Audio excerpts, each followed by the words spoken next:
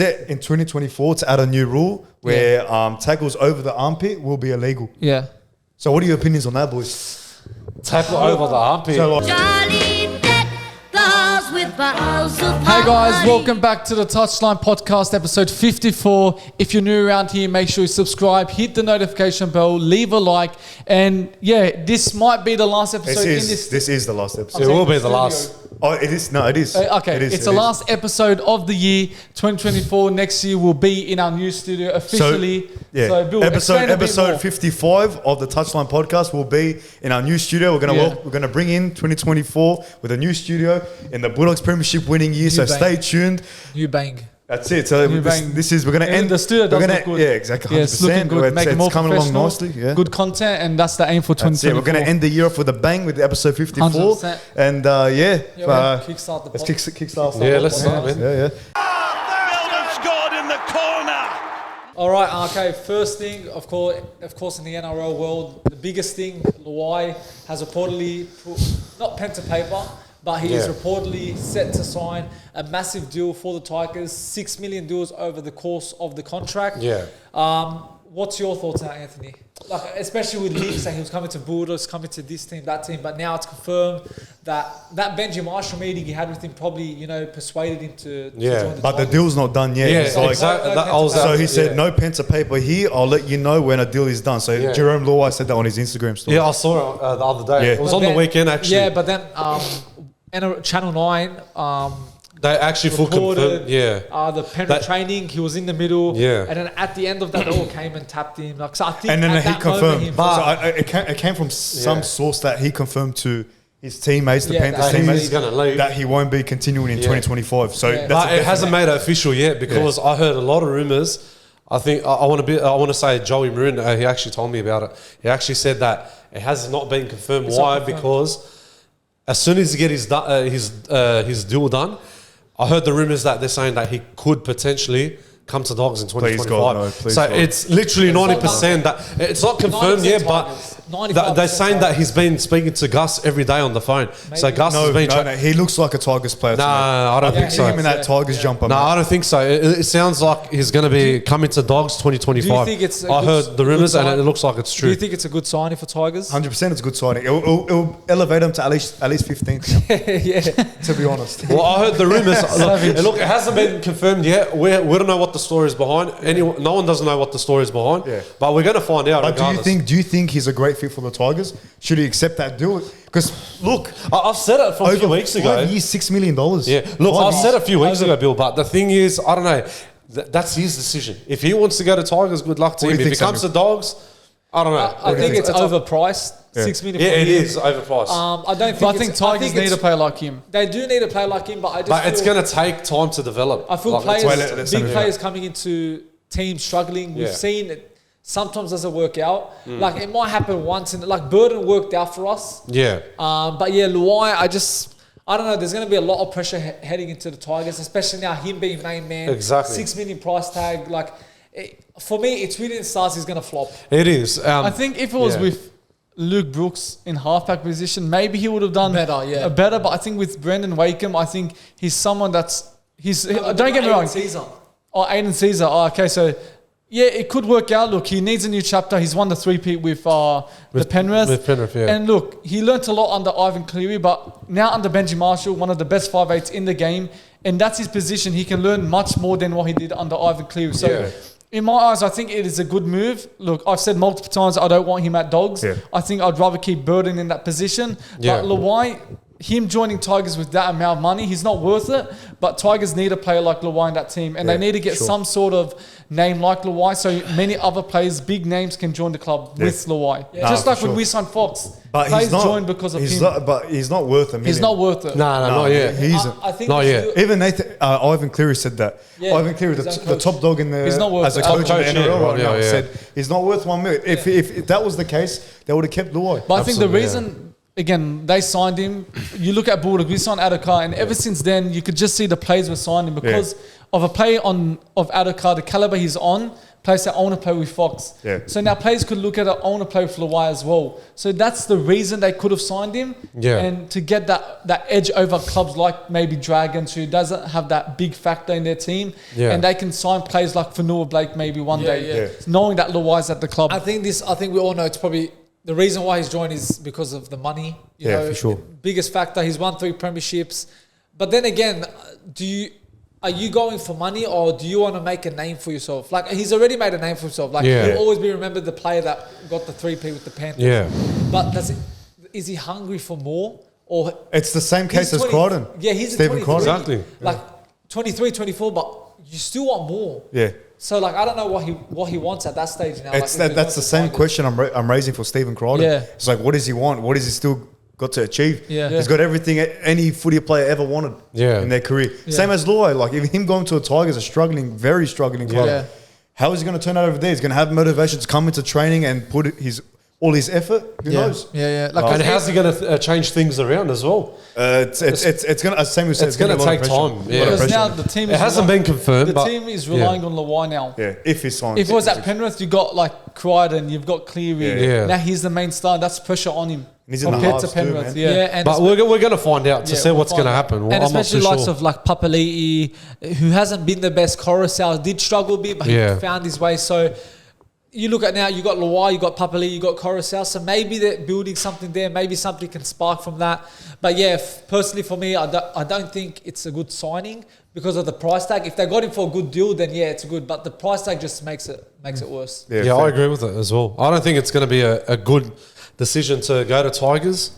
But we'll have to wait and see when he's going to end up going. So I don't know. It's going to happen probably like next year, 2024, They'll probably when he official signs for 2025. Yeah. So he's still got 1 year contract in him. Yeah, he's still got one Yeah, more so year. he'll still play. Yeah. But where's he going to go? I don't know. Tigers, Dogs. I don't know. It's probably Tigers. Yeah. Tigers It will most be likely. Tigers. It will be. It could end up. We'll wait and see.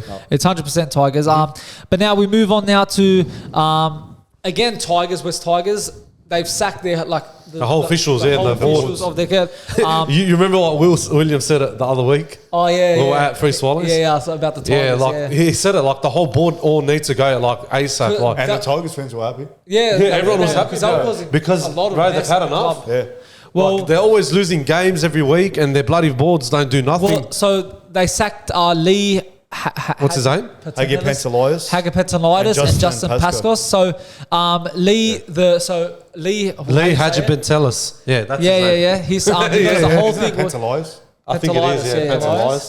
The whole thing was a knee-jerk reaction to a petition signed by 2,000 disgruntled fans. So Wow. That's what Hagipantelis said. Yeah. So about the his second. Yeah. Look, it's deserved. A lot of Tigers fans were not about. They were causing a lot of problems. Yeah. Especially that Tim Sheens thing, like getting him, that signing him controversial, like yeah. a big contract to stay to try and build the Tigers up, and then sacking him like not even maybe a few months into his reign again. Mm-hmm. And then you want him with Benji Marshall and Robbie Farah to guide them, to teach them. And again, they made the decision to sack him. Now Benji and Robbie are stranded all alone, trying to find their way now to fix the Tigers. So it's a whole mess, the Tigers board, and thank God they left, especially for the Tigers fans. Because you look at Dogs back in the days where you say 2018 where we sacked our entire board and got Anthony Whittle, is that his name? Anthony Whittlebird or someone? The I can't CEO remember of the him, club.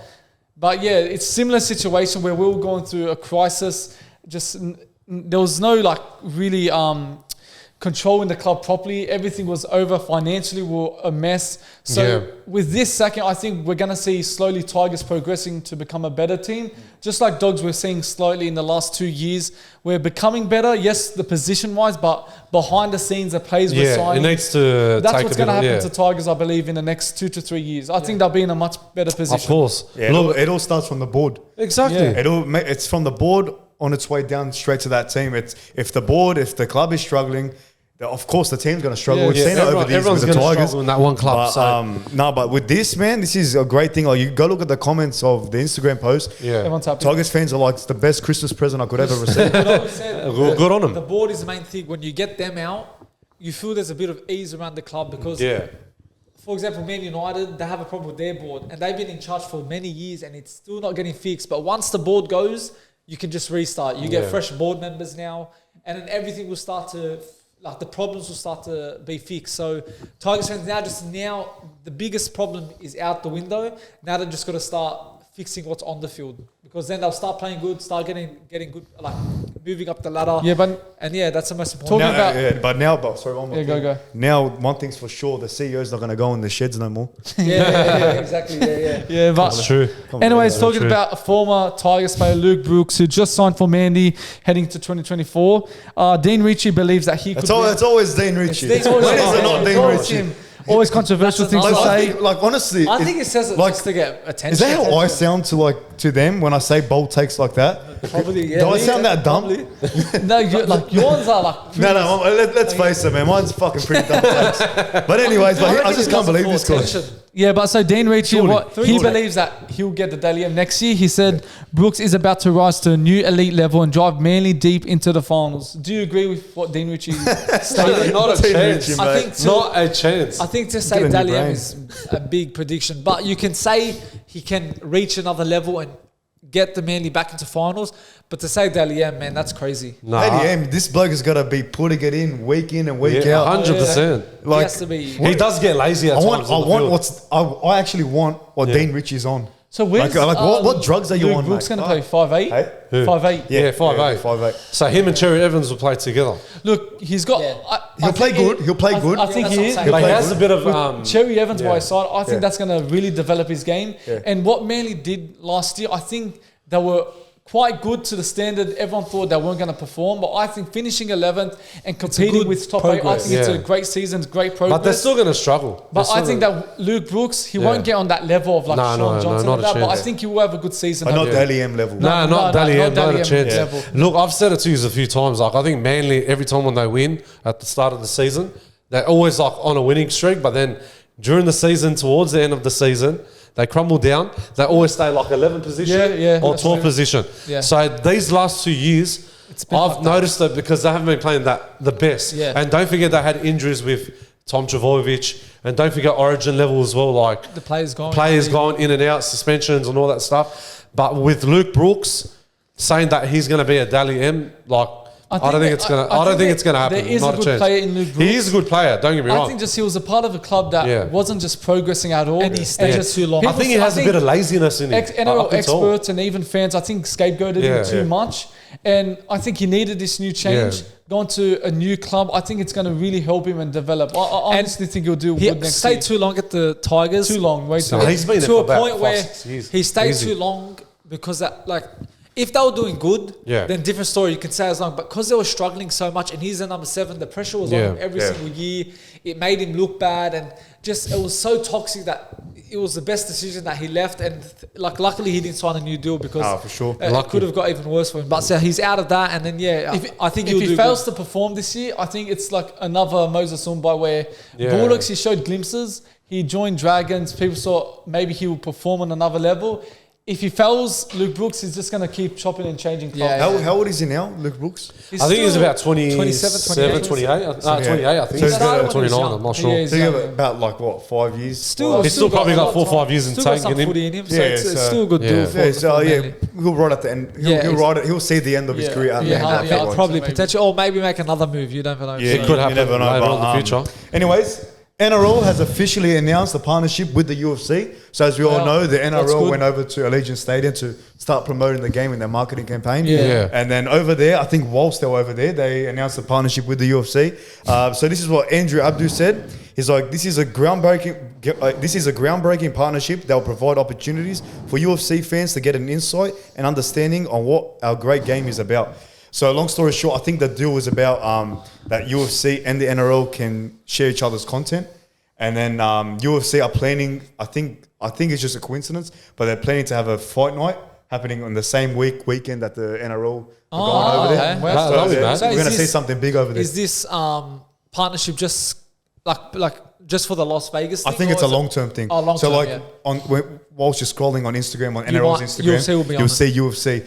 I think it's more for maybe Alex Volkanovski. You'll see it during his fights, his rugby days. I know he didn't play NRL, but like maybe he'll be involved a lot. Something with the NRL game. NRL really stepping up this. Like they really want to promote their this is the the game. whole point of it.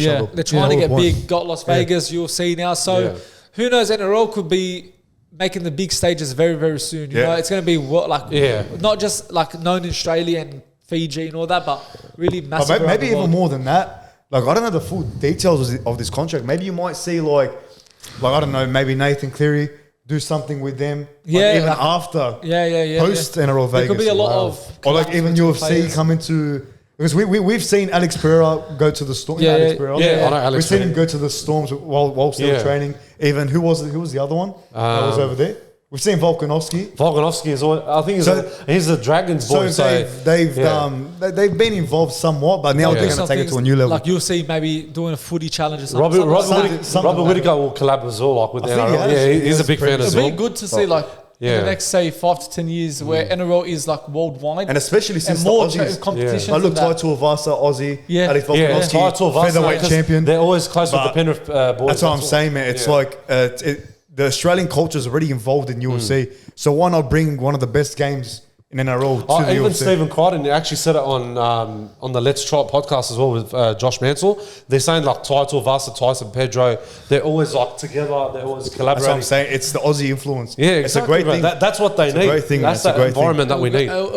As we said, it will grow the game big. It will. It will take a little bit of time, but it will get there for the journey. It's a very good move for the NRL. It is a very good Perfect move. But now we move on now to the final topic of League Talk. Rugby League, again, we spoke about the rules not long ago about if you'll change any rules, what rules we add. But so as well as the Rugby League in England, they're set to announce a rule. So this is what Sorry. This is what I'll tell you what it is. Stop. So the equivalent of the ARL in Australia over in England, it's Rugby Football League. So they're set in 2024 to add a new rule where tackles over the armpit will be illegal. Yeah. So what are your opinions on that, boys? Tackle over the armpit. So like you can't tackle like above the shoulder basically. So What are your opinions on that? Oh my god, it's silly. Oh my god. Watch. The reason why I put this in the notes is because NRL will adapt this. If it goes well over in England, it's in the Super League, mate. Good luck. I'm so frustrated right now, man. I'm really frustrated. How can you play rugby league where you can only tackle below? Yeah. It's fine. Like, you got to sometimes grab him around. Say someone's made a run and the only way you're going to grab him is by grabbing him from the top. Exactly. It only makes the game harder, man. You're going to see a lot of penalties. You're going to see a lot of just errors, man. It's going to turn it upside down. Like in the just NRL. Rugby league. No, this is not NRL. It's just rugby league. In general. Look, NRL's like they're promoting their game, but then they're ruining their game. Exactly. You know what? Like I told you, I think a few times on the pod. Like back in the days when there was not much rules, it was like free flow. Yeah, it was like with the flow, like I'm saying. But now with these new rule changes and new rules and this and that, I'm very frustrated.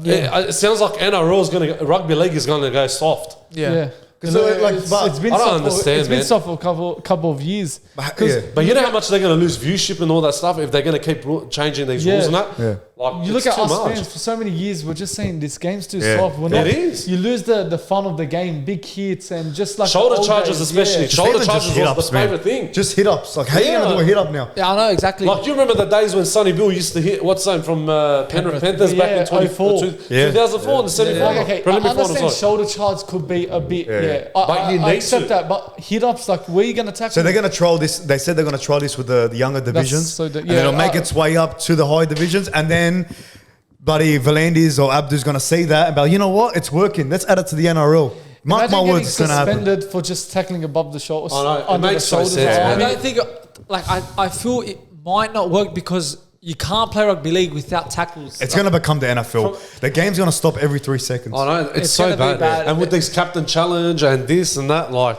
I hate sport when there's too many stoppages. They're going to be grabbing more fans into the game, but a lot of fans... They're going to be not happy about it. A lot of fans will just stop watching. Fans like us, we won't stop, of course, but there's a lot of fans that, if they see the sport going down, if they see some rules changing, the game getting ruined, a lot of people leave the sport. They don't watch it anymore because it stresses them out, tires them out. Like, my dad stopped watching footy for a while because of the refs, how bad they were. Yeah, exactly. So, again, as I said, they're promoting the game, but they're ruining the game at the same time. So I hope this does not go through. I hope it doesn't go through. But again, every sport's like this. Yeah. The decisions they make, like Premier League, UFC, I'm pretty sure UFC, NBA, like what happened to Suns recently? So it always Yeah. happens. There's always Yeah. something with referees and the decisions they're going to make, and Yeah. we can't do anything as fans. Yeah, so and we how have you to just accept it. And how you mentioned it, like when I was watching it in the in-season tournament, I think it was the quarterfinals. Yeah, Suns. That last 2 seconds or 1 second when they what's saw that? that. So Lakers, I don't know which player it was. He chucked the ball to his mate. They said it was a timeout, and when the ball was rolling, it was not a timeout. I and know. Devin Booker was like losing his mind there. Like I was losing my shit out. I'm like, how is that a timeout? Because LeBron James, because the refs paid big money to LeBron James to do Yeah, that. that's how I was hearing. That is It's always straight going scum, to change, man. It always raises That's the blood refs. pressures Yeah, of the fans. Exactly. They won the championship. So Lakers won the championship. They thought, they think.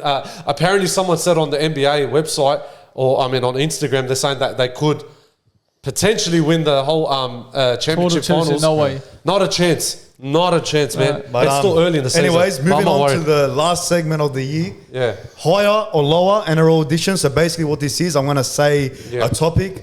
I'm going to say two names. So for instance, for instance, this is not NRL related. Yeah. Who has the most highest searches? Facebook or I understand. Facebook, which has I think 230 million to Or probably say, billions. Say for instance Google.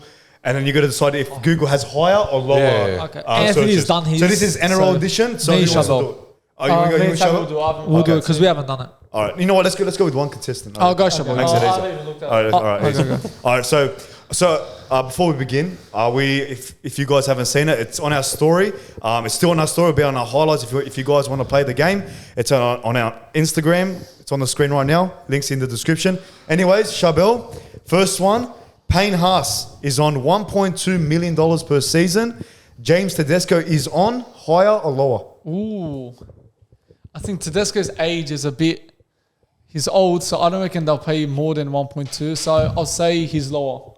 That's correct. Correct? Okay, perfect. Moving on. So Alex his Johnston. age, yeah, he wouldn't be higher. Alex Johnston scored 21 tries in 2023. Dominic Young scored higher or lower? Ooh. Shit. Johnson's always up there. Dominic Young did score a lot. I'll go Dominic Young higher. Yeah, That's it is. correct. Yeah, he's got like 24. Yeah, 24 tries. Also got one more than Alex He's got Johnson. 3 more. 3 more. Oh, 3 more, yeah. All right. Eels has 232,000 followers on Instagram. Bulldogs has higher or lower? Ooh. History-wise, we are a bigger club, but followers... So was that 263 you said? 232,000. 32,000. I'd say we're lower. That's correct. Lower? Yeah. How much do we have? I think it's like 212,000. 212, Okay, yeah, 212, okay. All right. Adam Reynolds is 33 years old. Dally Cherry Evans is higher or lower? He's older, higher. Higher? That's Wrong? correct. Oh, correct? Yeah. Oh, perfect. How old is he? He's smashing it. 34. It's 34. Yeah. 34, Only 1 year. okay. All right. Optus Stadium holds 61,266 people. Accor Stadium holds Higher. higher or Oh, lower? higher. Higher? Yeah, that's it it. is. 86,000. Correct. 86,000. All right, you got max, 5 out of 5. Perfect. Good on you, Yeah, That was Shabelle. easy, yeah. Yeah, again, if you guys That haven't was tried good. the game, it's I on our enjoyed it. Instagram story highlights. Make sure you go play it and let us know if you got 5 out of 5. Okay, now we're moving on to some Wrestle Talk. First of all, Randy challenges Roman Reigns for the title at Royal Rumble. The question is, will he get that title chance and will he end the reign of Roman Reigns? Too much too soon. It's going to happen at WrestleMania 40. Yeah, I think so. He's not going to end it. Yeah, and I He'd have saw, a great yeah. feud, he does. but Yeah, he's not going to end it. but they're saying that rumors as well that about after Reigns, like if he wins that, loses at Rumble, WrestleMania. Sorry, he's probably going to be done for WWE. Randy. Yeah, no, I'm talking about Roman Reigns. Oh, yeah. If he loses that Oh, WrestleMania. Yeah, if he loses at WrestleMania, he's done for WWE. He's not going to come back. No, I saw it. I'm being serious. I Because he's saw going him. to Hollywood, I think. Yeah, he is going to Hollywood. Look, because- with this thing, like, yeah, as much as it's going to be a good feud, it's just Yeah. annoying knowing that he's not going to win. Yeah. Because you just know in your head it's not going to happen. No, for me, I'll see Cena winning it. When, of course, when Cena versus Roman, I saw him winning it more than I did. I don't Yeah. think Randy will win it. No chance Randy will win it. I think Randy's going to be, of course, he's focusing on the bloodline, but I think there's something after when he finishes with the Yeah. bloodline. And I don't think he'll win It the has to title. end at WrestleMania. It will end at Surely. but who's he going to face? But that's the thing. At WrestleMania 4. Reigns. At WrestleMania? Yeah. Could be anyone, man. Cody Rhodes might have a chance. Talk about who would end his reign at WrestleMania. It's very hard, man. I think Cody Rhodes. Cody Rhodes has to finish his story. I heard that he might miss out. Yeah, potentially. He's missing out probably Rumble as well. No, The same rumours that he missed out. He's in the Royal Rumble. He said did I'm he in say the Royal that? Rumble, yeah. Yes. Yeah, but I Punk saw the just- rumours yeah, saying CM that he could miss out. He could probably lose the Rumble, yeah. Maybe. Cody Rhodes, yeah. But I heard the rumours that CM Punk... He's got might- Seth. I think he's focused Yeah, on Seth. but it's going to lead to Mania. Yeah. So I reckon, like, I don't want to jump off topic, but they're saying that Punk should win the Rumble to verse Rollins at Mania. Potentially, Yeah, to win the title. Look, it's quite evident that Cody Rhodes is the Yeah. next one in line. He, Yeah, of he course, is. he's got Shinsuke now. Yeah. So Randy's on the bloodline, but then I think after Royal Rumble, Cody will be back for the title. Look, with Randy, we'll talk about the Randy Roman matchup. Mm. Randy Orton, like, he's now on 14 titles, I think. 14 titles. Yeah, no, he 15, mentioned- I think. 15, 14. So I think 15, yeah, you're right. And what's it called? He was an impulsive saying that he wants more, like he's not done yet. Still got So- 10 years in him, yeah. He's not winning that belt, I know that for sure. But in his career, he's like he said, he wants to break that record.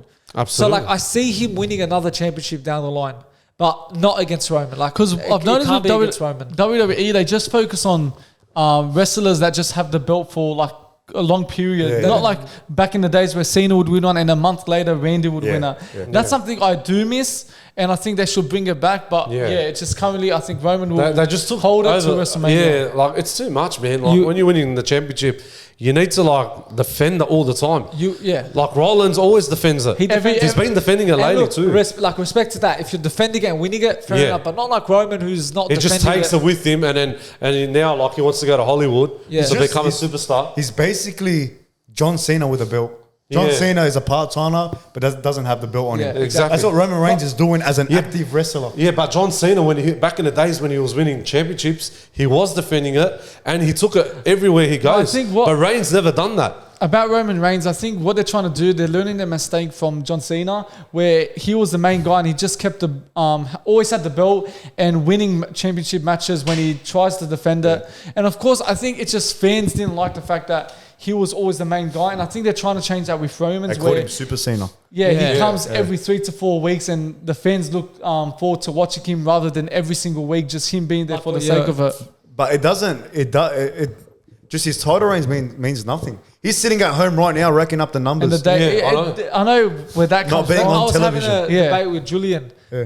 I just saying, I feel his reign's overrated. It is. It is overrated. Because, like, I understand, he made a good point about what's it called? Even health They don't want him issues. to come a lot because it shows how important he is, how big he is. That He doesn't want to come. I'll tell you why he's not coming a lot, because of like what happened to His him condition. with the leukemia. His condition, That's yeah, I why. know, It's I not know. on purpose that they're I doing know. it. Yeah, They that's- have to yeah. do it. For me, just come on. You don't need to fight. Just can't you come on the show? That's and what he just, did. That was on SmackDown. Yeah, I'm Didn't saying, do but instead, like you're saying about leukemia and Yeah. that his health issues, can't you just come on the show and just, of course, just talk and That's what he did. fighting? Isn't that Yeah, what but he did? that once every 4 weeks. Once Yeah, every yeah. week. That's what Oh, I'm trying to yeah. Come say. every week, just participate in the show rather than fighting. But like, because of look, the health issue. like most weeks we've been talking about this. Yeah, because When every Cena, week- when Cena was bloody at the helm of WWE, when it was the face of WWE, Yeah. week in, week out, That's- whether it was Raw, SmackDown, live shows, he was there. Yeah. That is there. the greatest of all Like, he time. was That- there. yeah, and he was 100%. and he was wrestling. Like, when is Roman Reigns wrestling on a normal SmackDown? Like, I can't remember. It's like a tag John team. Cena- It's Brock Lesnar. He's Yeah. basically Brock Yeah, Lesnar. Brock Lesnar. Part-timer, that's what he is. He's a pay-per-view guy. John Cena was wrestling every single week. Monday Night Raw, he's the main event, or he's the Yeah. first match. Yeah. Title match. Like, that's what you call a Bro, face. and not just that, he had funny segments, and plus he put his body on the line when he had like Hell in a Cell matches, And, like, elimination yeah, chamber exactly, matches. yeah. What else there was? Ambulance match. And not only that, the stuff he did outside the ring when he was not Outside, wrestling, when he wasn't in that live arena, Yeah, he was helping yeah. out the kids. Yeah, Exactly. yeah. The What's it called? foundations. Make a wish. Make a Make a Wish yeah. Foundation. That's the main That's what I'm foundation saying. for That's it. the greatest of all Like, time. he just sits at home and the numbers count, the days count. Yeah. Yeah. Think about it, he was away for like 5 weeks. Times that by 7, that's 35 days already onto Yeah, the title exactly. reign. So that It means shows nothing it to is me. overrated. At the in start a of way. his reign, it was good. Like, he was defending it, he was on the show. But now, these past, say, 2 years with the bloodline, they're helping him win all his matches. Yeah. All his like games he's winning is, you could say, cheating in a way. And how's that fair? How's that fair for the other wrestlers who are busting their ass? Yeah, I know. Week in and week out, who are trying to get that opportunity for those titles. Yes. For some guy to sit on his ass, fair enough. Because his condition. Yeah. But for him to sit at home and just do nothing while they're providing for the 100%, company. Because they're always interfering, and this is what I hate about full matches, bro. When you're like how you said it about when you're putting your title on the line, every wrestler has to train every single day, and also they're on the road every single day. That's right. Going from state to state, country to country. Every wrestler always working their butts off like the whole time, like as in they're working their ass off every single day, and they're getting their paycheck. Yeah. And I know they're always in storylines and stuff. But when you're a top champion, you're meant to be defending. You're meant to be at the shows. You're meant to be main eventing like headlines as well. But you're just sitting in your ass at home, just doing nothing and letting those numbers coming in. And as like Bill said, like and also what you said, like his condition, but at least come to the show. Exactly. Build a storyline. Build something, but don't just sit at home. Like doing nothing. But you remember at SummerSlam, but it's not him making the call. I know, it's not him making the call. But like overall, but who knows? Exactly. He could say, "No, I want to be part of the show." Exactly. He might be, I'm happy. I'm I thought Jey Uso was going to win at SummerSlam, bro. He was so close by an inch, and then his brother fucking comes out of nowhere and backstabs him, just wrecks the whole match, and everyone's like cheering for Jey Uso. And now Jimmy's back with the bloodline, like all that. Look, on Friday Night SmackDown, I don't know if you guys watched it. AJ Styles returned, and he attacked Roman Reigns, but then later on towards the end of the show, he attacked LA Knight. But he looks so jacked, man. Yeah, he looks so ripped. Like, he's what the hell? You look at it, him and Orton, like, what the hell? And they're like in their 40s too. Yeah, bro. They're looking better than the 20-year-old. But yeah, 100% why do you think he attacked LA Knight? Well, I don't know what the reason is, but I don't know, like, for months. Feud, man. It's probably a feud or something. At the start, look like they're saying because LA Knight took his part in Cena's match. Because he was supposed to tag with Cena. Oh, yeah, that's why. Okay, that makes sense. I think that's what reason. That's probably For why. a second, it looked like he was joining the bloodline. Everyone thought he's walking, he's looking at them. I literally thought, and he just walked off. Yeah. But so I think that's the main reason. They're starting a rivalry off. LA Knight's still not done with the bloodline, but I think now with AJ Styles coming back, his focus is now going to be on him. So that removes him out of that bloodline story. But again, Randy Orton's going to be still focused on them. But is AJ going to stay heel or babyface? I think he'll be heel now. Because he attacked everyone likes LA Knight. But he's still the best part, AJ Styles. I do like I always love AJ Styles. Look, from the beginning, man. For 3 years now, I'd say he hasn't really had a big role. Yeah. Back then, he was main 2016 AJ Styles. He was main eventing Yeah. WrestleMania every single year. And the last that shows the level he was on. Yeah. And I don't know why he's declined. I don't know if there's a new the WWE behind the board storyline creators. They don't want him to be the main star. But I think it's about time. This heel turn will make him, I think, a great wrestler. And he's going to win a championship. Yeah, very I'd like to soon. see him versus CM Punk. That'll be mad. That'll be crazy. Imagine CM Punk beats Seth Rollins and then they start the feud with AJ Styles. They've had a rivalry between each AJ other back in the days. Yeah. Styles and CM Punk. I think it was Ring of Honor. Ring of Honor, yeah. AJ Styles needs to have another title match. He will have a title shot. He needs to get involved in it. Now he's not because he's got LA Knight. Yeah. But soon, maybe His first big superstars. That shows how good he was and how big he was. Not to mention when he versed Undertaker at WrestleMania in the COVID main season. event, Not only That was the best match. How about the Cena and AJ Styles match? Yeah. Which pay-per-view was that? That was 2016, Was that wasn't No Mercy? No, SummerSlam. 2016. I think Dave Meltzer rated that match high. That was at SummerSlam 2016, I think. It was. Sure, I think it was it was. He did. That was the best. Or was it Backlash? I don't know. Regardless, Backlash when he won the title. No, when he won the WWE He's title. the one of the His best first ever. Roman once, I'm pretty sure, on the main event. So, he... But he's going to come back. I'm pretty sure The Undertaker put him on his Mount Rushmore. Oh, yeah, he did. He actually He did. Undertaker actually said it. in a way, you could say he's a bit underrated. Yeah. Because Yeah. people forget how good he is and where he should be probably high in the WWE. But I guess don't know why they're doing it. They're focusing on, Randy Orton, CM Punk, Seth Rollins, all those players. But he's back from injury. You never know what would happen with him. Hopefully he gets high up in the ranks. But let's talk about CM Punk and Seth Rollins. Their feud begins. Last week on Monday Night Raw, what a face-off. That was the best one, man. That was Crazy. But you know what? What? Like they try to play it as if The Rock and Cena, how they had their face off before the WrestleMania 28 match. Yeah. Yeah. I didn't feel it. You didn't feel it? Didn't feel it. I felt the same thing. Like I didn't feel like I felt. I didn't it was feel good. like, oh my God, goosebumps. I felt it was good, like wow, but that Yeah. not Roman, Rock and Cena was, And that was You spot on. felt Yeah. that Rock and Yeah, Cena, yeah. but Yeah, like that I, energy, I yeah. still feel that feud's about to be one of the best. But at the same time, I think it was too early. But do you Yeah, reckon I think because so. I think it's not going to hit now. I think give it time. They for should the- Maybe have after Rumble, I This is reckon. what they should have done. They should have kept building, making CM Punk talk rubbish. Yeah, Not exactly. to then Seth Rollins' CM face, Punk, and yeah. vice versa. Seth Yeah. Rollins talk rubbish about CM Punk.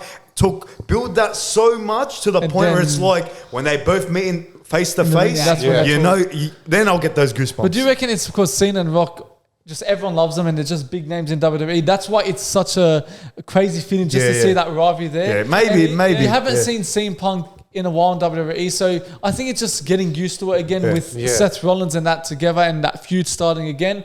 But what he said to CM Punk about don't call this your home, this and that, it was like, for me, I enjoyed the moment, but I agree with Bill, it's not on the level of Cena and The Rock. But what about what he said? Even CM Punk agreed. Even a lot of fans, like, even though it was scripted, whatever, even went off script. It's like he basically dogged the fans, And left said them, sorry. but he did say sorry. But he's got. That's why he shut CM Punk up in that promo. Yeah. CM Punk. What did he say? He's like, "I'll allow you to say this now." Yeah, I'll yeah. allow you to say this now, and then but then let me speak or something Yeah, like that. And we see in Punk, like the fans were on his side, but then the fans were on Seth Rollins' side. Yeah. So what's good? There's a mix of support for each. Yeah. superstar. So Isn't it's- me? I haven't seen the old CM Punk yet. Exactly. Me too. I haven't seen it. I feel I'm seeing a very scripted CM Punk. Yeah, I've not seen the old I CM love Punk. you guys. Yeah. I feel it's. I just don't feel it's CM Punk. It's a yet. bit weird I think seeing maybe CM when we see him fight, It's not natural. he'll start to. Yeah, he'll start to get back. I can't hear CM Punk I don't feel keep he saying feel- I love Or you. is it because he's not a heel anymore? I think he's a but he was babyface. Even when he was I reckon babyface, Rollins it was- going to go heel for sure. I feel with CM Punk, I feel he doesn't feel comfortable yet. Yeah. So I he feel- kicks in, yeah. Because what he's especially done. what he's did, I Yeah. feel Yeah. he still wants to get that respect back. Yeah, he will. I just He feel will he's get a it. bit- He will he's get a it. bit off lately. It's I like don't a know. But it'll take a bit of time, bro. He's It's- going to develop back to his old character Get back and to the way how fighting, he wrestling. was back in wrestling as well. It's a bit awkward. It is, but I think Rollins going to go heel after Rumble. I reckon. Yeah, potentially. When they have the rivalry, but when they go to Mania, Maybe, yeah. that's when CM Punk wins the championship and it becomes like a babyface again. Rollins was healed, but then naturally he became a babyface. Yeah, because the fans. But Just it will go back to heel. But I heard they're saying that if Rollins loses the World Heavyweight title, he's gonna. I think his contract is coming up. Like it's gonna be done as well. I'll probably re-sign So But they re-signed him. I don't know. We'll find out. If he does stay, good luck to him. But if he doesn't, he could go maybe to AEW. I reckon Punk wins that Royal Rumble. I think he is going Cody, to. no, yeah. I think he's look. They said that. I think Punk is the favorite. Gunther is the favorite. Who else is? CM Punk, Cody Rhodes. Yeah, there's Cody Rhodes as well. Cody Rhodes doesn't need a win. He doesn't I need think to, He's already yeah. got that shot. I at think the Yeah. title. I'll call it now. I think Cody, because Cody Rhodes are back-to-back Royal Rumbles. Yeah. I think back-to-back. Back-to-back Royal Rumbles. I think it's going to be CM Punk, Cody Rhodes, the final two in the Royal Rumble. Yeah. To make as if Cody could win three. Yeah, But then you're right. CM Punk Yeah. knocks You him know, out. that's a good point. That's Did he a win back to back? He got back-to-back, but I'm saying the next Royal Rumble will be CM Punk, Cody, final two. Yeah. And all the fans will think he's going to win it again, but then CM Punk wins it. Yeah, but that reminds me back in from what's name Cena and what's name Shawn Michaels. You remember back in Rumble 06, I think, when Shawn Michaels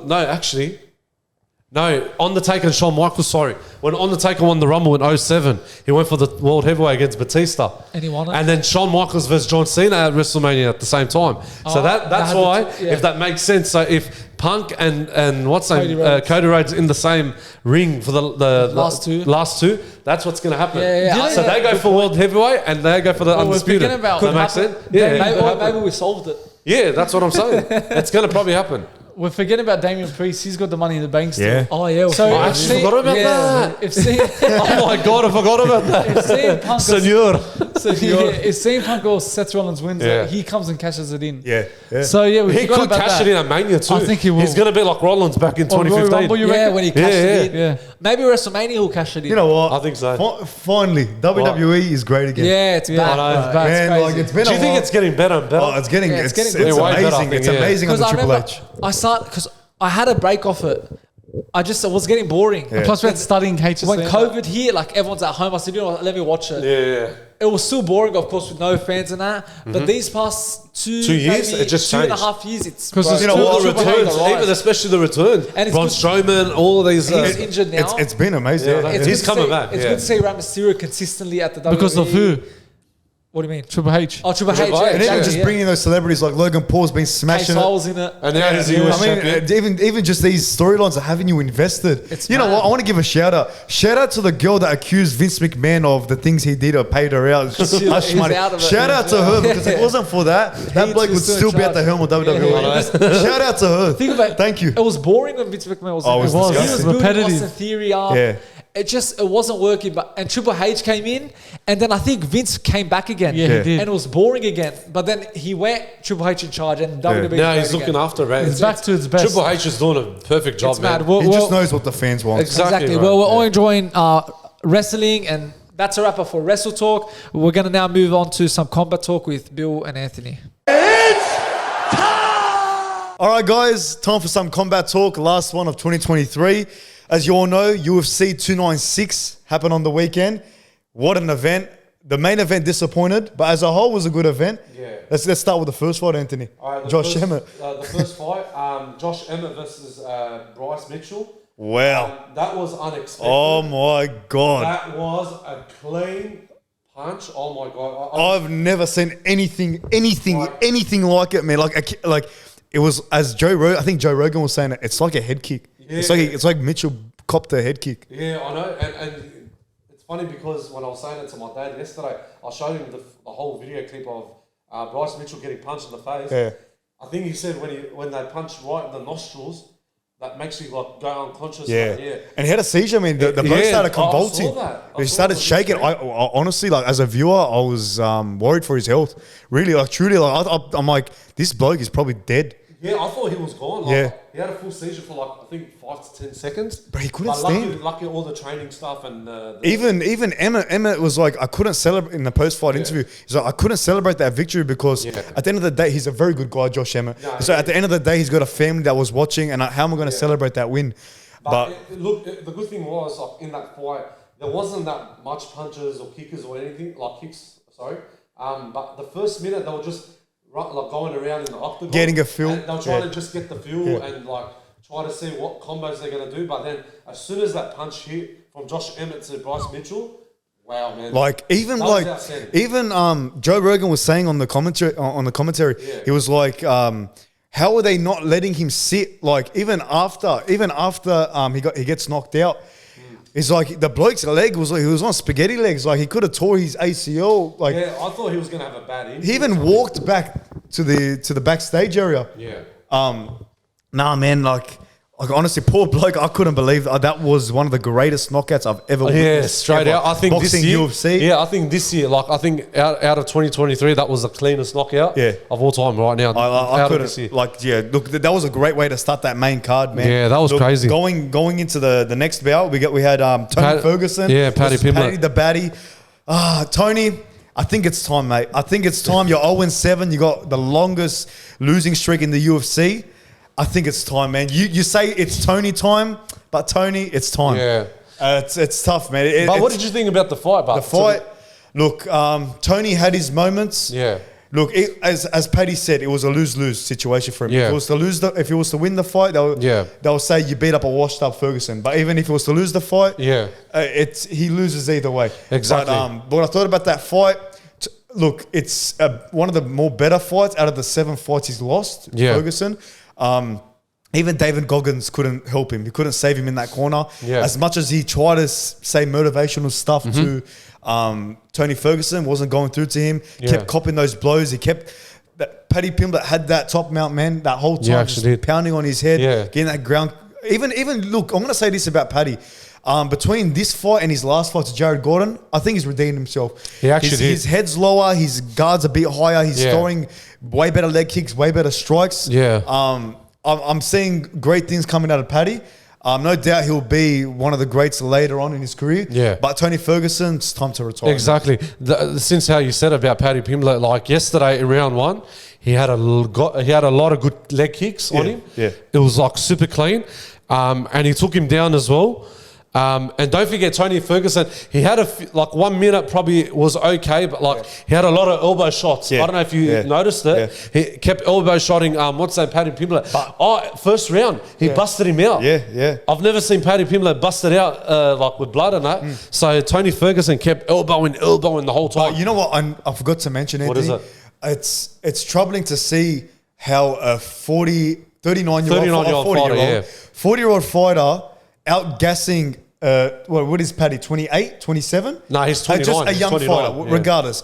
He was gassing out Paddy Pimblett. By round 3, Paddy was gone. Yeah, I've noticed that they both went lazy. They couldn't even punch. Not both. It was you can cut Ferguson some slack. He's older, but if Paddy is what he says he is, you can't be gassing out like that towards the end of the fight. The bloke was just, his hands were low. He was copping shots from Ferguson that were really very slow shots. But that is a worrying sign I'm seeing from Paddy. Yeah. But at the end of the day, he's got a great future. But I was disappointed, man. Yeah, look, it was a little bit disappointing. But I thought, Paddy Pimblett knocked out Tony Ferguson round 2 with that punch. He did drop him. He did drop him. I thought that's it. It was done. But then they just kept going. It was crazy. I thought it was done myself. It was tough to see because we saw his chin wasn't the best against Chandler Ferguson. Yeah. We saw his chin get tested. But I was like, no way he's going to finish him in round 2, man. Please. Everyone was rooting for Ferguson to win that fight. Of course. He had the whole world of the... But I actually said it to my mates. I said to him, it looks like Tony Ferguson is going to the end of the road right now. So if he does have one more fight in him, I think he's going to retire. Dana White's like, he wants to see Tony Ferguson retire. Yeah, I think so. Look, I think his time's up. If this was a regular fighter, if a regular fighter that was on a losing streak, Dana will cut that fighter at four out of 4 fight losing streak. But just because it's Tony Ferguson and what he's done for the sport, I think Dana cut him some slack. But now Dana's like, I think it's time. I think his time is up. But look, he's had a lot of fights. Or the last 10, 15 years in his career. I think the best one that he won the interim title. An interim title against Kevin Lee. I remember that. And that's when he was trying to verse Conor McGregor, but that didn't expectedly happen. So I think that was the best highlight out of Tony Ferguson. But look, man, it's still a career. We'll see what happens if he has one more fight in him. But the next fight we had Shavkat Rakhmonov versus Stephen Thompson. So Shavkat had 8 finishes and 9 submissions out of his whole fight. And that is the first time someone has finished from Uzbekistan. First time someone's finished Stephen Thompson. I know. Stephen Wonderboy Thompson. What a fight. What a good performance, this man. bloke, let me tell you the character about this bloke. This bloke missed his sister's wedding because he was in training camp. Wow. You believe that? Everyone in that comment section was like, it was in an episode of Embedded. Yeah. Everyone was like, how do you miss your sister's wedding? It's just one night. But this just shows the hunger. What is he? Where's he from? Uzbekistan, next to Kazakhstan. Yeah. But this just shows the hunger he has. Man. He finishes Stephen Thompson in round. He was crazy. He was fit. He was ready to go. He was calm. He knew what he had to do as well. He had 15 significant ground strikes as well. Yeah. That was in round 2. So he actually submitted him out in round 2, I think. So he won it in round 2. But that was a very good performance. And Joe Rogan actually said after the fight that I think he's going to be gunning for the title against, who was it? Between Leon Edwards. Could happen. So I know we're going to get to the main one, but I think he's ready for the world title fight against Leon Edwards. That's going to be a good challenge for him. What is he ranked? I'm not too sure. I think around 6, I think. Or is he 6? I'm not too sure. You still got, I think Stephen Thompson's 6, and then Shavkat's probably 9. What's that? He's still got the other guy in the division. What's his name? Which one? Well, he was in the crowd. Mohammed? Mohammed who? You mean Kamaru is one? No. He's ranked 2. I'm not too sure. We'll find out. That was a crazy fight. But moving on, Pantoja versus Royval. Yeah. What did you think about that fight? It was a good fight. He had a lot of strikes, total strikes. I think it was about 151. Pantoja, yeah. Pantoja, the champion, the Brazilian bloke. He had a lot of strikes in him, and he balanced it well. I think he had a good performance, man. Decision in round 5 was fair play to him. I felt like Pantoja was great, exceptional on the ground. He won basically every single round. Yeah, he actually did. I felt like he got that ground control time. As you said, he outlanded him with strikes. But I felt like where Royval could have stole the fight was that last round where Pantoja was on the feet. He was starting to land those shots, Royval. You can see Pantoja was starting to fatigue. And like he lost a little bit of balance. And then he went back did. into it. I felt Royval was outlanding him in that last round. I think he might have even won that last round. I don't know. But he was outstriking him and then he gets taken down. I think Pantoja got 8 out of 14 takedowns in that fight. But yeah, fair play to Pantoja. We'll see what happens from here, man. But main event time, Anthony. Leon Edwards versus Colby Covington. Yeah. What a snooze fest. They hyped this. Colby Covington hyped this fight up to be one of the best fights. But Leon Edwards shut him down. What was Covington doing? What was he doing? This is something even Joe Rogan was like, I've never seen come out of Covington. He was very cautious that fight, just very touchy and feely. Yeah. On that back foot. We used to see Covington on that front foot, going to trade in those exchanges. We didn't see nothing of that, man. I don't know what he was doing in that octagon. I think Leon Edwards controlled him the whole time. Leon Edwards had good kicks as well. Yeah. But don't forget, when Colby was trying to take Leon Edwards down, but the defensive, oh my God, from Leon Edwards, what a good performance. What a fight. Especially the shit. Yeah. Colby Covington was talking about his father. That was out of the limits, man. Everyone knows I'm a massive McGregor fan. McGregor said some questionable things that I don't agree with. Yeah. But but when McGregor speaks, he doesn't get too personal. But look, Covington, I've never seen any fighter say anything about anyone's personal life like that. He said his father, he's gonna drag him with his father in hell. Who says that? Anyways, regardless of what he said, but it's good that Leon Edwards gets his revenge. And he actually did. And his takedowns to the fence, my God. I've never seen anything like that from Leon Edwards. On the ground, on the feet. I thought he was choking him out. You know how many times he tried attempting to choke him out, but it didn't happen. But man, what a performance by Leon Edwards, bro. He is actually a pound for pound. Not like saying the best, but he's getting there. He's actually getting there. He's got one of the longest UFC winning streaks. He actually is. Yeah. He won back-to-back with Kamaru Usman. Yeah. He beat Colby Covington as well. Yeah. And now his new challenger, it could happen against Shavkat Rakhmonov, that Uzbekistan fighter. I want to see that fight. Because that bloke, it will be a very good fight. He has very good submissions. Yeah. So if Leon Edwards accept that challenge and versus Shavkat, that's going to be the best fight of all time, man. But back to that Covington fight. Yeah. Covington, but his hype was too much, man. I feel like his success was... he tried to land a few takedowns where I think he was landing that jab and then going for those takedowns. It was happening for him, but then Leon Edwards just gave up. But and Covington, Leon Edwards, see the post-fight press conference in the octagon? Yeah. He was like, I don't got a scratch on my face, where he had a scratch on his face. And he was shouting out... He was shouting out Donald Trump, where Donald Trump left the building before he shouted him out.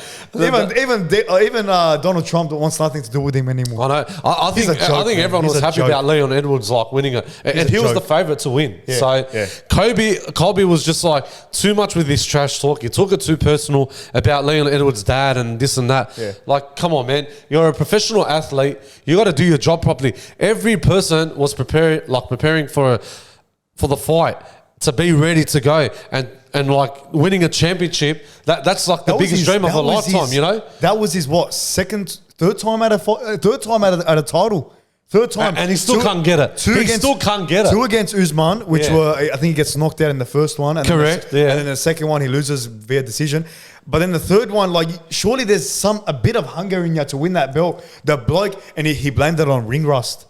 How are you going to blame something? Anthony, how are you going to blame something on ring rust, especially when you're gunning for that title? How are you going to say, it was just, I was clearing the cobwebs? How do you clear the cobwebs in a championship fight? It doesn't happen. It's either you go for it or you don't go for it. Exactly. But he went for 3 attempts and he still can't get the job done. Yeah. He still can't get it done. But look, he's a joke. He's a joke on I think he's a big joke. This bloke is just putting on a persona that no one likes. Yeah, no one likes that. He's a phony. He's a phony. Colby Covington is a phony. But anyways, let's talk about something else that happened that night with Sean Strickland. The same day, actually. In case you guys didn't know, so the cameras were on Sean Strickland, as they show the celebrities in the audience. They show Sean Strickland. Sean Strickland looks behind him, does that to Dricus Duplessis dodges it, and then he starts mouthing off. But not just that, when he told Gilbert Burns' son to move out the way, and he's like this, and then the camera turns around, and then he starts brawling in it. God, that was the funniest thing. And not to mention, Alex Volkanovski, Brandon Moreno, they were all there in the front row. They had to move out because Sean Strickland goes full banging on. Oh my God. And then Joe Rogan said, like, I think that was a little bit disrespect, like what's going on, like what happened in the drum and stuff. Look, it is true. Don't get me wrong. The fight, Anthony, man. But it is about hyping the fight. But you know what? I hope Sean Strickland belt the shit out of him, man. I don't like Dricus Duplessis. I think he just got lucky against who was it? Israel Adesanya. I think he just got lucky. Was it Israel? Yeah, it was. No, was it against Robert Whittaker? Well, I think it was Israel Adesanya. Didn't he get injured or something? Was it? Who was it? Yeah, I don't know. It was one of those fights. I remember. But I think he just got lucky. That's what it was. But at the end of the day, man, that is something to hype. I'm really hyped up for this fight now. I can't wait for this fight. This was giving me Khabib and McGregor vibes when the dolly was thrown in the bus. Yeah. Remember that time? But Sean Strickland, I love when he talks shit. Oh, what a year! He's always off his head. What a year that guy has had. He's fought off an intruder. He's beat Adesanya. He's had a fight in the crowd. Bro, this bloke is fighter of the year. Give him fighter of the year. Honestly, I agree with you, man. I agree with you. Look, man. I can't wait for that fight. When's it going to happen? I think like mid-year, I think. You'll see 298, I think. Yeah, because there's a lot of cards happening. And then O'Malley's the 299 before UFC 300. That's going to be a massive, that one. Yeah, man, look, that UFC 296, that was a great way to end off the year. That last paper. That was the best fight, man. Let's talk about a fight in the boxing world that wasn't, as you were saying, Anthony, wasn't really hyped up. Yeah, and I think it was a last minute thing, and no one didn't expect that. It wasn't a last minute thing. It was just something to boost Jake Paul's record. Yeah. It was a Jake Paul fight. So Jake Paul wins in round 1 against Andre August. Yeah. A lot of people were saying it was scripted and staged.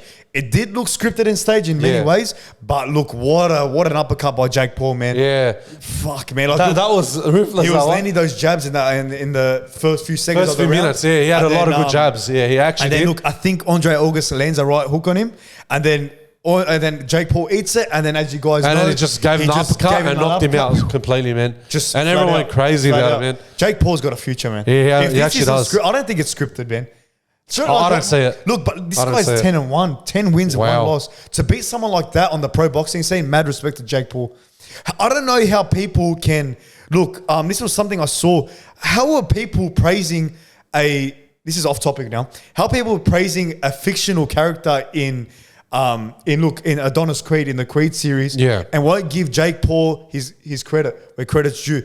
Like, Jake Paul is putting the work, putting the training, he's busting his ass off every single day to become the best and to win the belt. His goal is to win the World Heavyweight Championship. Of course. How are they not praising Jake Paul but are praising Michael B. Jordan for playing a fake character? It's crazy to me, man. Like, Jake Paul, look, as much as I don't like the bloke, I've got to put respect on his name, man. Of course. He's putting in that work. I reckon he could gun for that World Heavyweight Championship. WBC? I think he's in the light heavyweight division. For the WC. Or whatever world championship, man. He can do it. He's got my full support, man. Like, I respect anyone that can jump in that ring. Of course, man. And it's his hunger. We're seeing his hunger. Yeah, because when he started, like, no one thought, like, he's going to be the worst boxer, this and that. But as soon as he started developing every single fight and he started winning every week, every fight, I think this bloke has a massive future. Yeah. And if he's going to go for the WBC or light heavyweight, I hope he goes for it, man. And I wish him the very best. And I think I got respect for him as well. Look, man, if he keeps going down this professional boxing and if he's going to stick to it and go that pathway, if he stops fighting YouTubers and influencers, and he actually wants to get that title, absolutely, mate. That is the right path to go on. What's my opinion, Tim? He's not even listening. But anyways, my opinion is to go down that pro boxing scene, start taking them out one by one, and start making people put respect on your name. Because absolutely, look, I don't think it was scripted again, but people are saying it was scripted. When you have fans saying it was scripted, it's like they don't want to see Jake Paul succeed. You got to put respect on his name. But anyways, that's about it for Combat Talk for this year. Now moving on to some football talk with the boys. All right, back with some football talk. A lot to get through, especially now as we speak about the Man United Liverpool recap. As a United fan, I'll kick things underway. Look, everyone predicting United to get smashed 4, 5, 6, 7-0, you name it. Like everyone was saying it's going to be smashing. But look, you got to give credit when credit's due. Man United defensively were solid. We made it very hard for Liverpool to break us.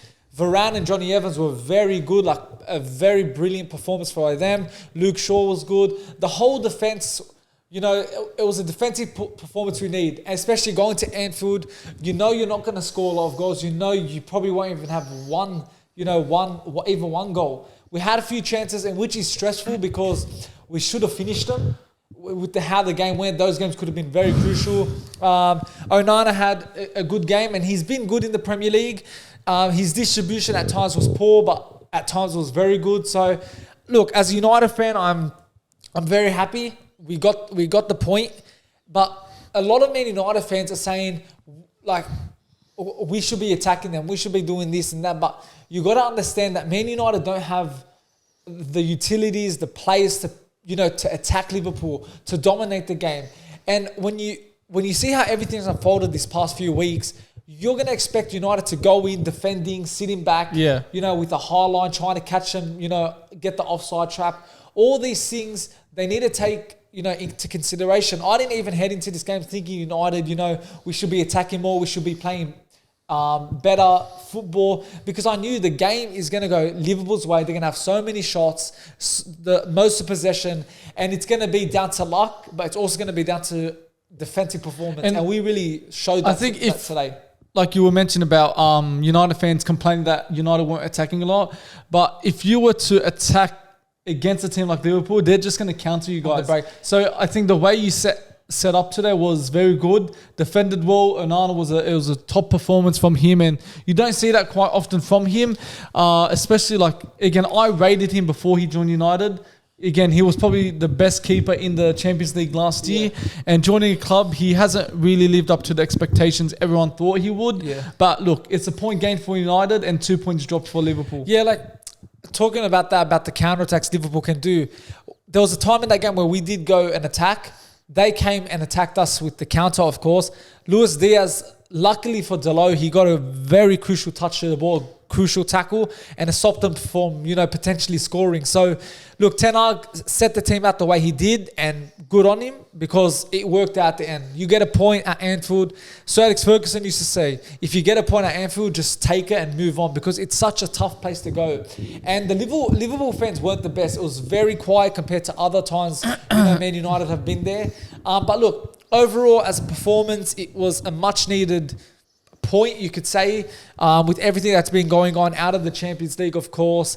And now we can just now focus on the Premier League, try and, just improve on that and try and hopefully get top 4. It would have been good. That's the aim. Would have been good to get Europa League. Or top 5, maybe.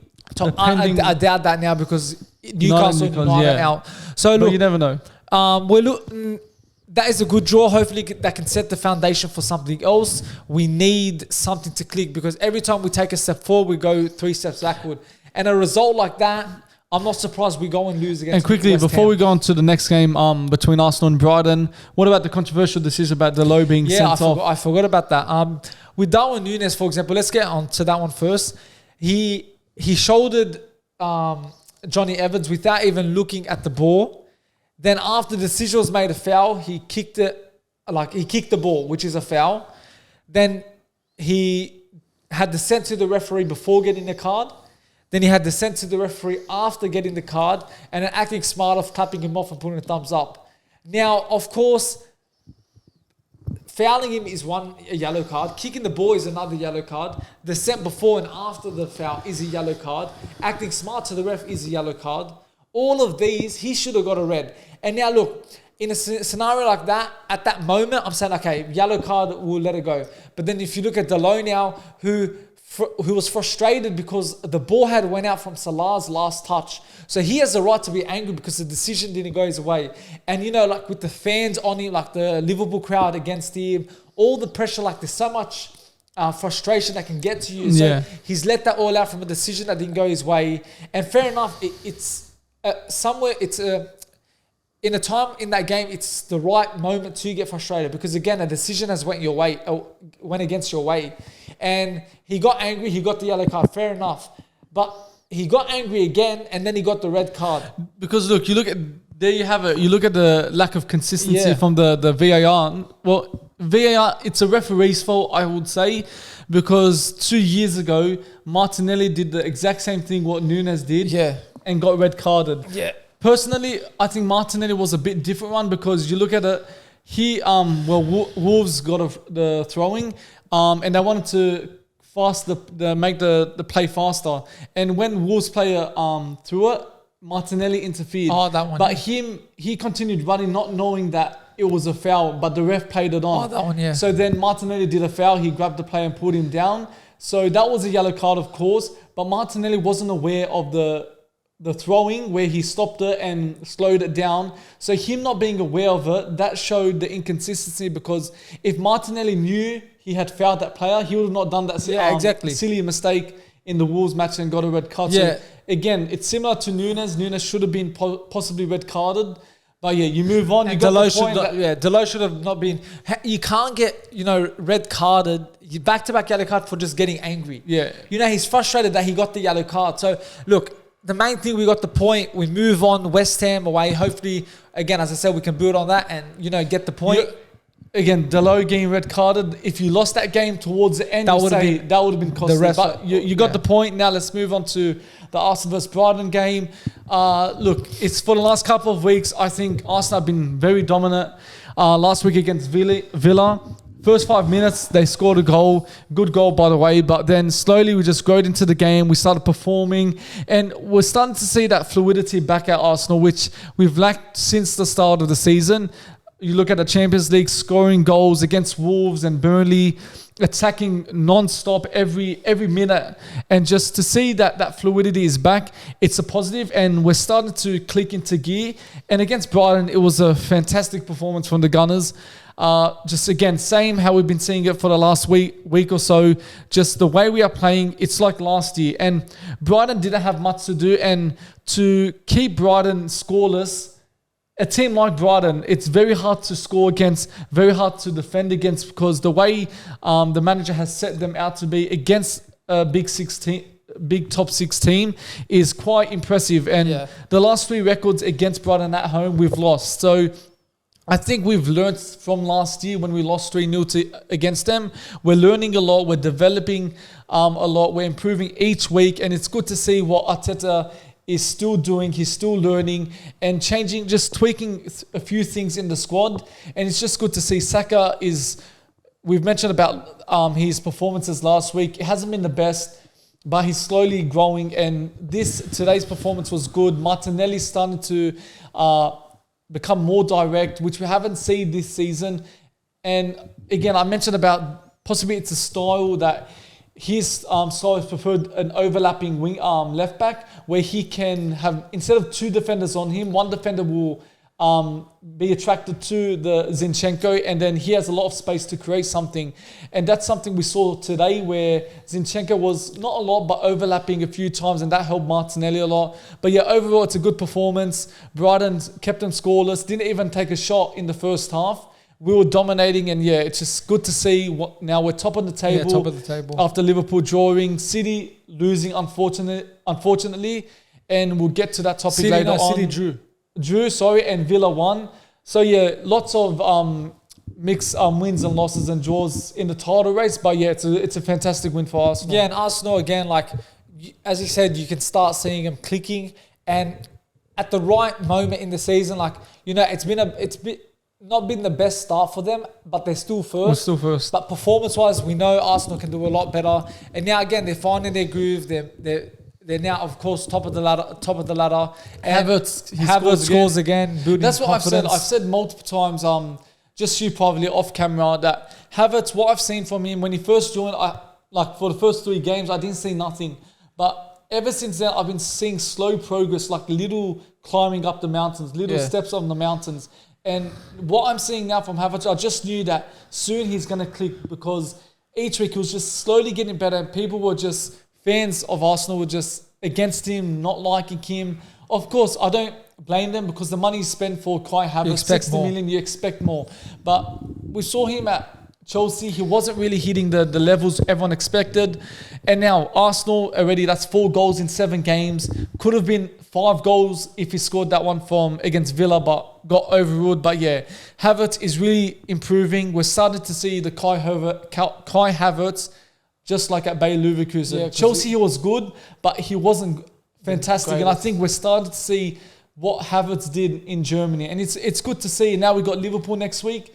That's a big win. I think we can win that, especially with United drawing against Liverpool. But I think it's maybe a different scenario because I think Liverpool had that mindset, a cocky mindset that they're going to be United 7-5-0. But with Arsenal, they're going to be defending tight. Yeah. They're going to have a plan, and it's going to be a really good game to watch. Well, congrats to the Gunners on their victory. We move on to Man City now, who are struggling. Like, they're struggling in a way because they're not winning games lately. Their past 6 games, draws, losses, but only 1 win in those. And we know City, they're always slow starters, but this is, worse to what we've seen. Like, they will be slow starters, but they're winning games. But now it's come to a level where they're not winning the games anymore. So it's a bit concerning for the Manchester. How I look at it is, I feel Man City this year have been copped with a lot of injuries. You look at and suspensions. Rodri coming in, then plays 2 games and gets suspended again. De Bruyne is out. And I think De Bruyne is out. Haaland's he's been good, but I think last year he was so much better. And I feel with these players getting injured and suspensions is really affecting the style of playing, how they've been playing for the last couple of seasons. And especially with Rodri being out, say he gets suspended for 3 games and comes back and then he got suspended for another 2 games. It's really, the structure of the midfield isn't there anymore. And Rodri is such a pivotal player within the Man City squad. And without Haaland, they've been, of course it's been 1 game, but you could see they missed Haaland. When Haaland doesn't play, they miss him, man. Look, we can't forget Crystal Palace is their bogey team. Yeah, they are the bogey team. They tend to, struggle against Palace. Palace have won multiple times at the Etihad, but still, it's no excuse. When you're facing Man City, you know what you're gonna get, and they should be doing better. And yes, look, they've had injuries, but with they've spent a lot of money. They've got great squad depth. They've got centre backs left, right, and centre. They got left wingers Foden, Grealish, Kovacic centre mid. So they've got a lot of players that can fill in those positions. It's not over for City. It's not over for City. They're only 6 points, I think 7 points behind the top. If Arsenal, Liverpool were to win, because they've got the World Cup challenge. If Arsenal were to win, they go 8 points ahead of them. If Liverpool win, they go 7 points. Yeah. So it shows that, of course, they'll have their game in hand, but it's always important to get that advantage and that lead against a team like City. Yeah. We had a 12-point lead before Christmas and we just choked it. Yeah, Liverpool had the exact same position as us.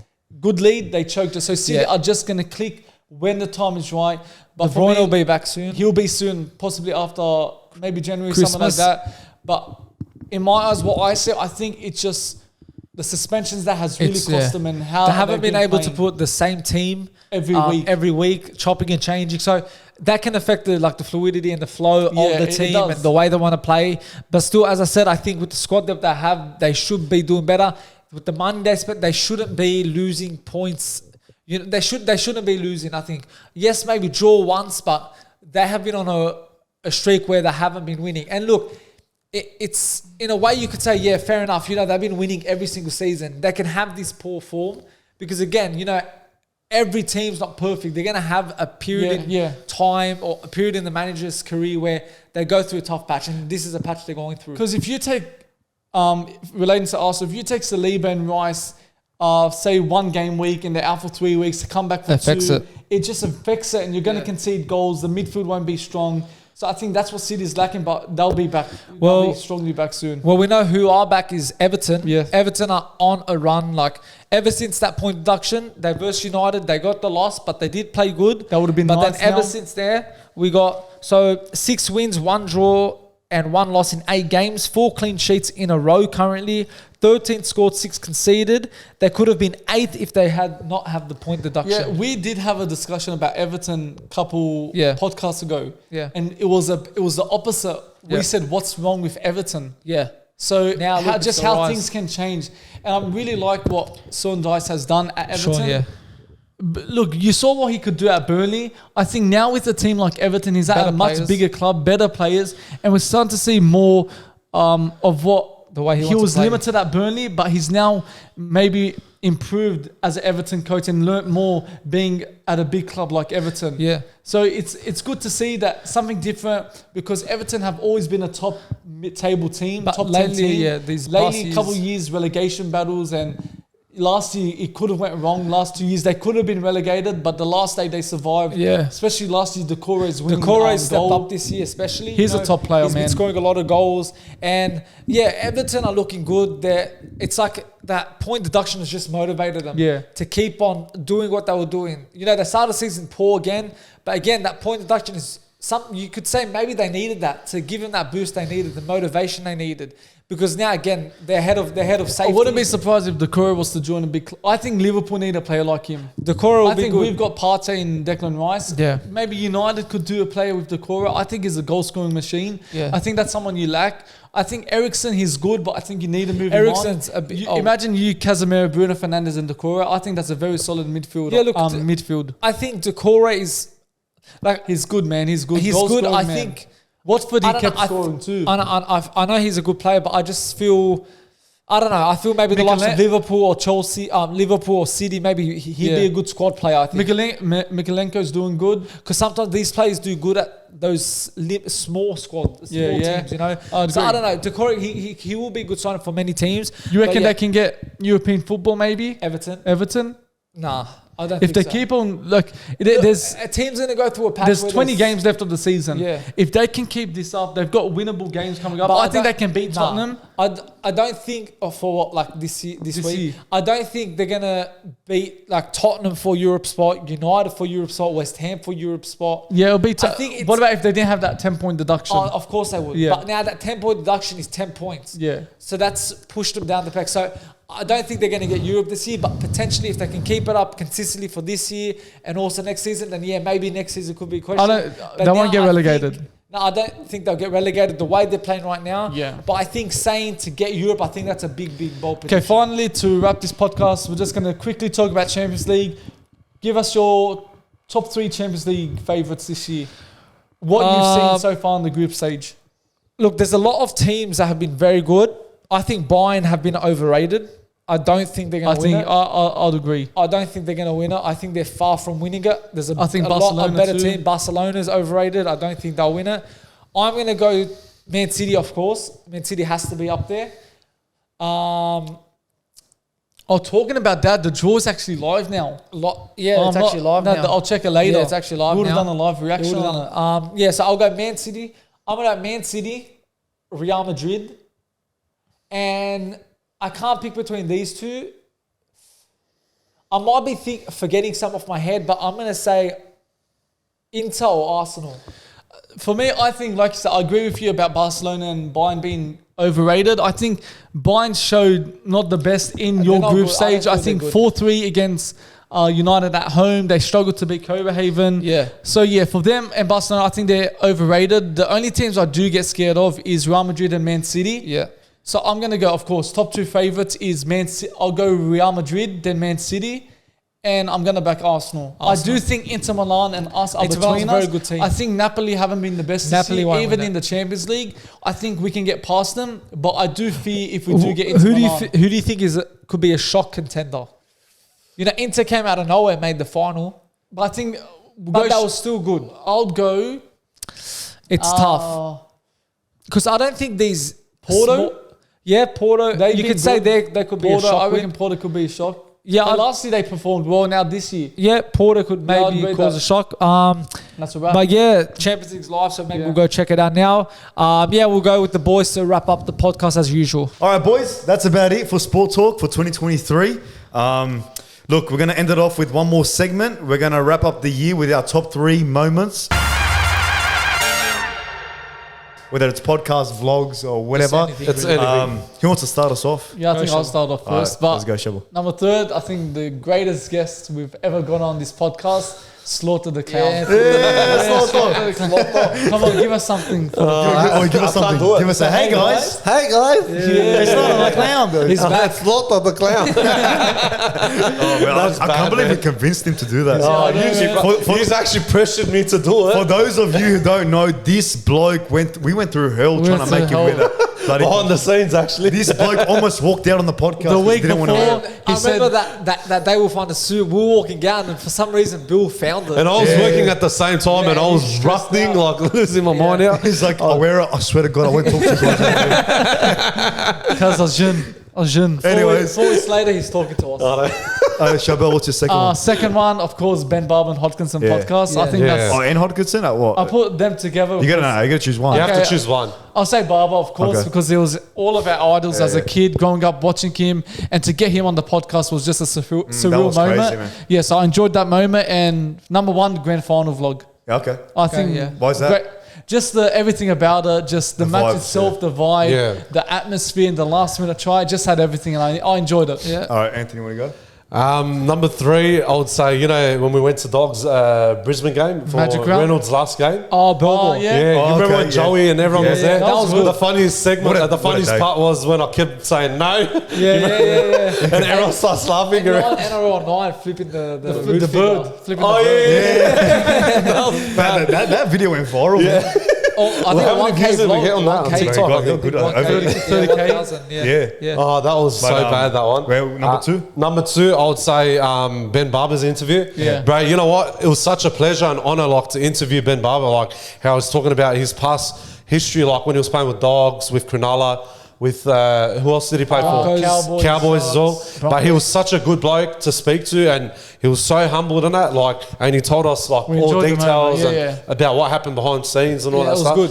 So that was my number 2. Number one. Number 1 was the grand final, man. That was the first time going to a grand final that I've never been. And that's why it's yeah, number that one. was a dream of mine to go, and that was like the best experience I've And ever. it was the greatest. It was the great. I think And that was the especially because greatest. We like- had the theory on the line too, the Yeah. Bulldogs theory, that the Panthers had to win it. Yeah. like that was a crazy. that call too. was my number 1. And So one way a grand final, we never go grand final, and we chose the best one. exactly. and I hope we go to every grand final next year. man, So we will. we'll see what happens. Well, I'm going to go 3, the Magic Round trip. Yeah, forgot about that. That was a good, like, Queensland, the game was mad. How much I talk shit as well. Anthony was swimming. That's like one of my. had breakfast.